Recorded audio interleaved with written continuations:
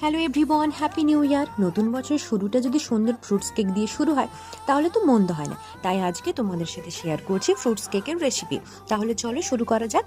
প্রথমেই দুটো ফ্রেশ কমলা লেবুর জুসে ড্রাই ফ্রুটসগুলিকে সোক করে রাখবো। এরপর একটি বোলে ময়দা, গুঁড়ো দুধ, baking powder, baking soda, pinch of salt দিয়ে ভালো করে মিশিয়ে নেব। অপর একটি বোলে দই, তেল, গুঁড়ো চিনি, দুধ দিয়ে ভালো করে মিশিয়ে নেব। এরপর দুটি মিশ্রণকে মিক্সড করে ওপর থেকে ড্রাই ফ্রুটস এবং লাস্টে ভ্যানিলা এসেন্স দিয়ে আবারও মিশিয়ে নিয়ে একটি কেক টিনে ব্যাটার পেপার দিয়ে অয়েল ব্রাশ করে তার মধ্যে কেক ব্যাটারটা দিয়ে দেবো।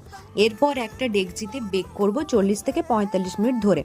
20 মিনিট পর ঢাকনাটি খুলে কেকের ওপর থেকে ড্রাই ফ্রুটস দিয়ে সাজিয়ে দিয়েছিলাম। তারপর আবারও চাপা দিয়ে বেক করে নিয়েছিলাম। ব্যাস তৈরি আমাদের ফ্রুটস কেক। কেমন লাগলো জানিও। Bye bye, stay tuned.